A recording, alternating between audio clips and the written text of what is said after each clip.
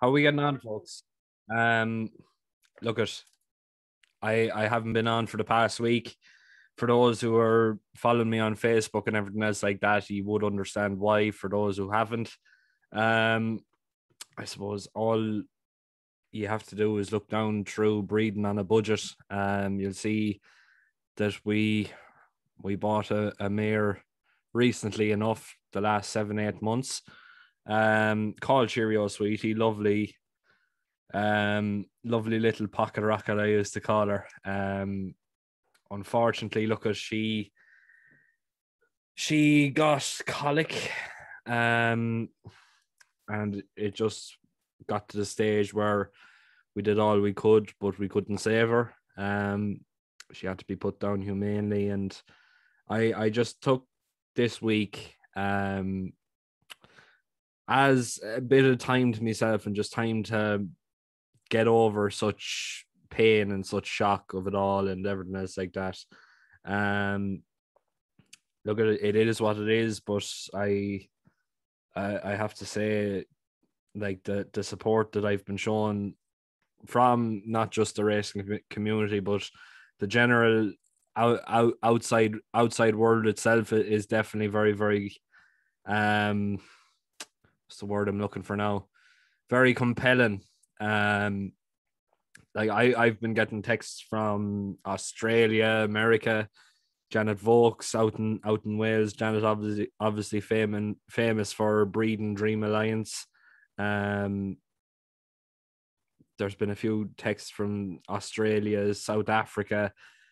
Like the fact that I got this mare from being totally unknown to the outs or to the out to the general world apart from ourselves, to be in basically a bit of a bit of a clutch worldwide was definitely it was definitely some bit of comfort to take out of that. And look at, hopefully it won't be too much longer before we find something to, like, nothing's going to replace her, but to fill the or to try and fill the void in our lives now that unfortunately we have. But anyway, we may as well kick on and crack on with things. Tramore tomorrow looks to be, it's a mediocre card. It's full of handicaps, full of potential upsets, different things like that. There's one fairly decent each way that I would class as a good enough each way, but um, generally it looks fairly standard, to be quite honest with you. It wouldn't necessarily be one I'd be going too hard in. Um, Look, it's just one of those meetings where you wouldn't be betting extortionate amounts. But look, we're here for one thing and one thing only, trying to get you all plenty of winners on the day. And look, if you are going to be having a bet, the very best of luck. First race off, the 4:45. This one here is definitely going to be the nap of the day. It's going to be going to Marshall Watson and Shane O'Callaghan, claiming £7. Carried coming in here looks to be absolutely well thrown in. Obviously, Marshall Watson's traveling the length of the country coming down from the north. I think it's very interesting. I think he's a sure thing, to be perfectly honest. The fact that he was a 22 length winner the last day, was raised £5. Shane O'Callaghan takes £7 off. I think he was only raised. Yeah, he won off a rating of 83 the last day. He's still on a rating of 83 for whatever reason. Look, at potentially it's just the way things go, but the fact that Shane O'Callaghan is claiming £7 is definitely very interesting. I think he's going to be a runaway winner here down tomorrow. I think realistically it's his race to lose. He should take all the stopping, and there shouldn't really be a horse in this lineup to come close to him. Neither in touch nor sight. Looks to be a runaway victory for Carried tomorrow. 5:15, and I definitely have been tied between a few of these and the top three of the market in particular. Centurion Steel, obviously very impressive the last day over hurdles, coming in here on his chasing debut. for the local yard of Henry de Bromhead. The Great White for Dermot McLaughlin and Conor Maxwell, definitely very interesting as well. And Jelly Blanche for Willie Mullins and Brian Hayes, and is literally a toss of the kind between the three. I personally think you're better off going for experience and knowledge about the jumps more so than potential. And in that case, the Great White is definitely the one to be on. A 3-1 looks to be the best value of the three. I think overall, in terms of quality of the horse and potential to go on to do better things, the Great White is definitely standing out for me. I think 3-1, you're definitely getting a good value bet there. Like realistically, he looks to be the one they all have to beat. Ground should be okay. Trip 2 mile 6 is definitely going to be very, very interesting. The fact that he has got plenty of experience over chasing fences compared to the two, the favourites coming in here on chasing debut, and Jelly Blanche, I think, has only had one run over a chasing fence. Hasn't actually run over a chasing fence yet. So, yeah, it's definitely very, very interesting. Obviously, look at the Great White, was second last time out in Kilbeggan. That race, he was behind Burlesque Queen for Elizabeth Dial. Obviously, Elizabeth Dial being a very, very well-known trainer in the chasing ranks and in the point-to-point ranks, different things like that. He was well ahead of a few decent horses, the likes of Size and Malbay, who won next time out. Yeah, this one here definitely looks to be the one they all have to beat. I think it's going to be a very, very good test, and realistically 3-1 looks to be the best value of the day. 545, and this one here is definitely going to be the fairly nice price each way of the day. It's a bit of a chance, but the way it showed some nice progression the last day on only its second start and first run this year, when 4th of 17 in Tipperary, 33-1 was definitely very, very interesting. I think any sort of improvement at all should see this horse get its head in front, and that horse obviously being Southwood for Leonard Paul Flynn and Mark Bulger. He comes in here, if I'm not mistaken, on bottom weight. Just flicking through the list of horses. Jordan Canavan, a great friend of mine, is actually running on Percy Street Hero at 150-1. Be Jesus, Jordan. I hope you put in a good run on that lad. But I can honestly say I don't think I think if you can get round on him at all is definitely going to be the way to go. But Southwood here is definitely very, very interesting.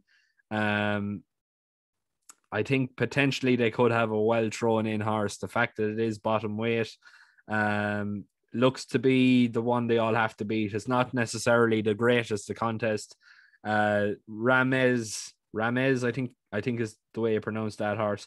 Ramez was 14 3/4 lengths behind Clever Currency and Buzz Light the last day. So look at, make what you will of that. I just don't think it's going to be good enough to win this race here. I think it's, look at this, wide open. You could make cases for lots of these. Robert Widger has one in here as well.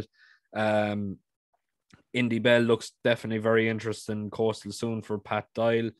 Estepona's son, I don't think is going to really, well, it might appreciate the ground. San Pedro is definitely very interesting. San Pedro was second behind Mr. Tambourine Man the last day. I think we're all on Mr. Tambourine Man that particular day, but yeah, it's a tricky old race. It's a funny one to call, but look, we'll go with Southwood here at 12-1 at a bit of an each way place. I think the fact that he's coming in here a bit fresh and put in a very good run last time out is definitely very, very good. Moving on then to the 6:15, and this one here is definitely the next best of the day, and we will be siding with John Ryan and Danny Mullins.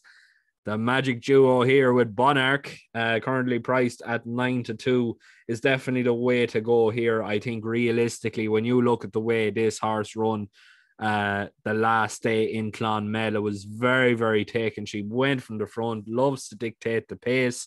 Danny Mullins is the best jockey to take a horse and dictate the pace out in front. I don't care what anyone says. He just knows his fractions down to the ground. He is definitely very, very solid. John Ryan is definitely a man in serious form. Danny Mullins is having the season of his life.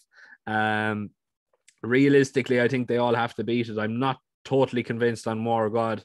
I think the handicapper just is starting to get a good clench on it, and I know the £7 claimer on it is definitely very interesting as well. But I don't want to be hard on jockeys or anything like that. But if you have to make me choose between Danny Mullins and TJ Kelly claiming 7, I would definitely be siding with Danny Mullins here. I think realistically he is one of the best jockeys in the country, and he should take plenty of stopping on a mare that's in serious form. 6:45, not really a betting race here. Potentially one to double up with in the bumper later on the card, Miss Tempo. She should be winning this very, very comfortably. If she can't win this, I'd hate to say it, but I don't think she's going to be winning any races anytime soon. It's a very, very weak contest here. The second last time out to Palm Beach ahead of Rayapore. Palm Beach obviously was well thought of to be I suppose a potential triumph horse for Joseph O'Brien, but I know the last day it pulled up. It was definitely didn't look like it handled the ground, but look, realistically coming in here for the Henry de Bromhead and Rachel Blackmore pair, and I think it's going to be miles too good here. I can honestly say it's going to be a very, very hard horse to stop. 7:15 is going to be the patron pick of the day, so I'm not going to be covering that one. And 7:45, we said we'd double up the two favourites, Las Parras, for William Mullins and Jody Townend. Yeah, I think it says it all really. The ground conditions should suit this lad. Being by Gentle Wave out of Spepita. Definitely very, very interesting when you look at the breeding. Half brother to Pint winner Speronimo. Dam was a French 2 mile to 2 mile 3 hurdle chase winner, half sister to French 2 mile 1 to 2 mile 4 hurdle chase winner. Spenuine.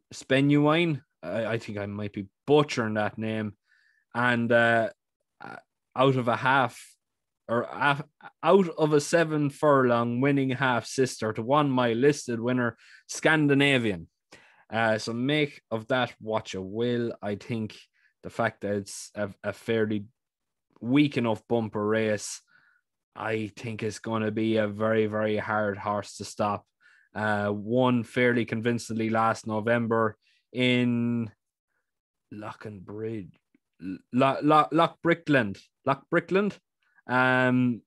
Beaten Don't Matter Now, Coot Hill, Where Are You Like, Legastar, Moose Harper, Craigsman, Florida Gold, French Peps, Goodwill Hunting. So I've got a chance. They're the ones he's beaten now. Has anything come up since then? Don't Matter Now has finished 3rd in a pint to pint since, 7th on Rule's debut in a bumper. What was that bumper? Behind Three Stripes Life, the Cheltenham bumper, 4th. Outlaw Peter, Recital Prayer was behind it. Tipping Away was behind it. He's So Good Looking was behind it. 3rd then behind Old Town Guard and the Greek. And 2nd behind Meticulous. That's definitely very, very interesting there. Meticulous obviously holding form with Violin, if I'm not mistaken, in his bumper days. But yeah, it's definitely very interesting. I think realistically, when you look at all that, you could be looking at a fairly talented sort, and the double pays, I think, 2.1 to 1. So for the sake of 2 short price favorites that look like they're going to be runaway winners, I think that's the safest way you can go about it. But I'm going to leave it there. Please make sure to keep liking, sharing, and subscribing. Thanks again for those who have stuck with me there for the past week that I haven't been on. Believe you me, it was the last thing I wanted to do to take a break, but just for my own sake, I needed to do it. Please make sure to keep liking, sharing, and subscribing. If you're going to be having a bet tomorrow, the very best of luck. And if you want to sign up to Patreon, it's the best time possibly to sign up. We will be doing a draw very, very shortly, worth a giveaway of prizes of the value of €40. So realistically, for the sake of €10 a month, it's definitely well within your rights to get on board and get signed up. We had a lovely winner there, Montana. We tipped it up at 5-2, ended up going off at 5-6. That's exactly what you get. You get good value, good knowledgeable information. And between myself and Ryan Sharkey, we have built up a very, very healthy profit loss. Look, it's up to yourselves, whatever you want to do. I know it's not everyone's cup of tea, but we definitely do give great, I suppose, a great feeler for these premium sites, and you always get a good experience from what we put out. And we definitely try and do our living best to make most of the people that sign up plenty of money. Well, all of the people that sign up plenty of money as well, but it's easier said than done with some sometimes, especially when there's a lot of, let's just say, bad racing going on, when there's not ones that you could class as sure things or anything like that. But look, we do our best, and we are very, very consistent at the end of the day. I leave a link in the description below for Patreon if you want to sign up. But other than that, the very, very best of luck, and we will see you all over the weekend.